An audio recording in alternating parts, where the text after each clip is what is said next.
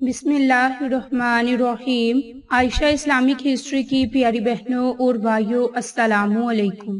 آج کی اس ویڈیو میں آپ کے ساتھ یوم عاشوراء کے دن کا ایک خاص وظیفہ، ایک خاص عمل ذکر کروں گی، جو کہ قرآنی کلمات اور اللہ کے بڑے ہی خوبصورت نام پر منحصر ہے، جس کی برکت سے آپ کو بہت سے فائدے اور برکات حاصل ہوں گے۔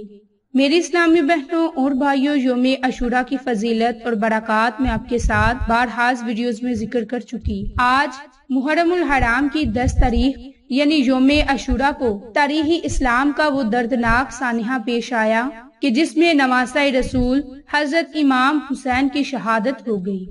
چونکہ یہ واقعہ انتہائی افسوسناک تھا سارے عالم اسلام میں، اور بعد میں یہ سانحہ ایک استارہ بن گیا۔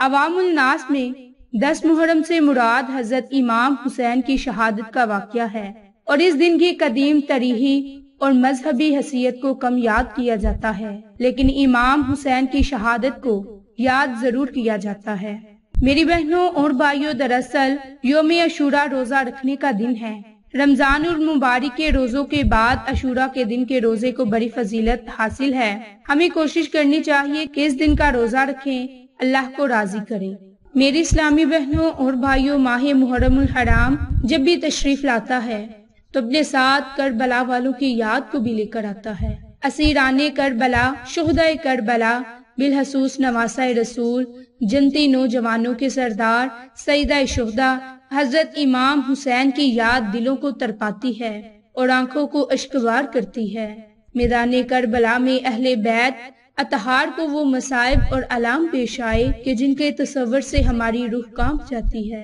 میری بہنوں اور بھائیوں، عاشوراء کے روز میدان کربلا میں نہایت بے رحمی کے ساتھ حضرت امام کو اور ان کے 72 جانثاروں کو شہید کیا گیا۔ امام حسین نے میدان کربلا میں ایک ایک کر کے اپنے خاندان سمیت 72 جانثاروں کو راہ خدا میں لٹا دیا، لیکن یزید کے ہاتھ پر بیعت نہ کی۔ میری بہنوں اور بھائیوں،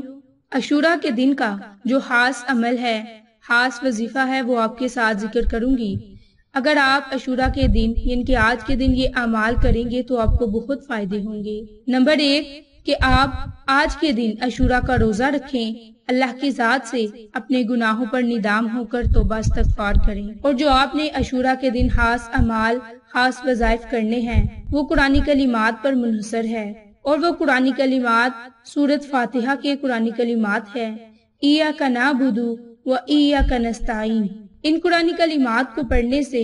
اللہ کی ذات آپ کی پریشانیوں کو ختم فرما دے گا، آپ کی مصیبتوں کو ختم فرما دے گا۔ آپ اللہ کی ذات سے جس جائز حاجت کے لیے دعا مانگو گے، اللہ کی ذات آپ کو وہ ضرور عطا کرے گا۔ میری اسلامی بہنوں اور بھائیوں، عاشوراء کا دن غم کا دن ہے، اور اس دن ہمیں اللہ کی ذات سے خصوصی دعائیں مانگنی چاہیے، کربلا کے شہداء کے لیے دعائیں مانگنی چاہیے۔ میری بہنوں اور بھائیوں، کیونکہ یہ دن غم کا دن ہے، اس دن ہمیں سورۃ یاسین کی تلاوت کرنی چاہیے، عبادت کرنی چاہیے، اپنے گناہوں پر بھی ندام ہونا چاہیے، اور اللہ کی ذات سے دعا مانگنی چاہیے کہ اللہ کی ذات ہمیں اس مبارک دین پر قائم و دائم رکھے، ہماری مشکلات کو ختم کرے اور مصیبتوں کو ختم کر دے۔ میری بہنوں اور بھائیوں، اس کے علاوہ آج یوم عاشوراء مکروہ اوقات کو نکال کر 2 رکعت نماز نوافل ادا کریں، جس کا طریقہ کار آپ کے ساتھ ذکر کروں گی۔ تو اس سے پہلے میری آپ تمام سے گزارش ہے کہ جن لوگوں نے ابھی تک میرے چینل عائشہ اسلامک ہسٹری کو سبسکرائب نہیں کیا، وہ نیچے موجود لال رنگ کے بٹن کو دبا دیں اور ساتھ موجود بیل آئیکن کو دبا کر آل نوٹیفیکیشن پر کلک کر دیں، تاکہ میری ہر نئی آنے والی ویڈیوز کی اپڈیٹ آپ تک بآسانی پہنچ سکے۔ جزاک اللہ۔ میرے اسلامی بہنوں اور بھائیوں، آج 10 محرم الحرام یوم عاشوراء کا دن ہے۔ یوم عاشوراء کی رات تو گزر گئی، اب آپ نے آج یوم عاشوراء کے دن 2 رکعت نماز نوافل ادا کرنے ہیں، اور اس کے بعد آپ نے قرآنی کلمات کا خاص عمل، خاص وظیفہ کرنا ہے۔ میری بہنوں، 2 رکعت نماز نوافل آپ نے کس طرح سے پڑھنے ہیں کہ آپ نے 2 رکعت نماز نوافل صالح ثواب پہنچانے کی نیت سے 2 رکعت نماز نوافل یا 4 رکعت نماز نوافل، 6، 8، 10 جتنے بھی آپ چاہیں اتنے نوافل ادا کر لیں، چاہیں 2 کی نیت سے پڑھ لیں، چاہیں 4 کی نیت سے پڑھ لیں، لیکن آپ نے کربلا کے شہداء کو صالح ثواب پہنچانے کی غرض سے یہ نوافل پڑھنے ہیں۔ اب یہ نوافل آپ نے کس طرح سے پڑھنے ہیں کہ پہلی رکعت میں آپ نے سورۃ فاتحہ کے بعد 21 مرتبہ سورۃ اخلاص کو پڑھنا ہے، اور جب آپ رکوع اور سجود چلے جائیں تو دونوں سجدوں کی حالت میں آپ نے حسبنا اللہ و نعم الوکیل، حسبنا اللہ و نعم الوکیل ان قرآنی کلمات کو 7 مرتبہ پڑھنا ہے۔ دوسری رکعت بھی آپ نے اسی ترتیب سے پڑھنی ہے کہ سورۃ فاتحہ کے بعد 21 مرتبہ سورۃ اخلاص پڑھیں، پھر رکوع جائیں، پھر جب سجدے کی حالت میں جائیں تو دونوں سجدوں میں آپ نے 7 مرتبہ حسبنا اللہ و نعم الوکیل ان قرآنی کلمات کو 7 مرتبہ پڑھنا ہے۔ جب یہ 2 رکعت نماز نوافل پڑھ لیں، پھر جائے نماز پر بیٹھے ہی اپنی کسی بھی جائز حاجت کے لیے اللہ سے دعا مانگے، انشاءاللہ اللہ کی ذات ہماری دعاؤں کو سنے گا اور قبول فرمائے گا۔ میری بہنوں اور بھائیوں، آج یوم عاشوراء کا دن ہے۔ یوم عاشوراء کے دن یہ خاص عمل کر لیں، اللہ کی ذات آپ کی تنگ دستیوں کو ختم فرما دے گا، اور یہ عمل، یہ وظیفہ بالخصوص بے اولاد لوگ لازم کریں، کیونکہ جو لوگ بے اولاد ہیں وہ لوگ یہ خاص عمل، یہ خاص وظیفہ ضرور کریں۔ اس کے لیے آپ نے آج یوم عاشوراء کے دن 1 سیب لے لینا ہے، اور اس پر آپ نے اس قرآنی آیت ایاک نعبد و ایاک نستعین یا خالق یا باری یا مصور،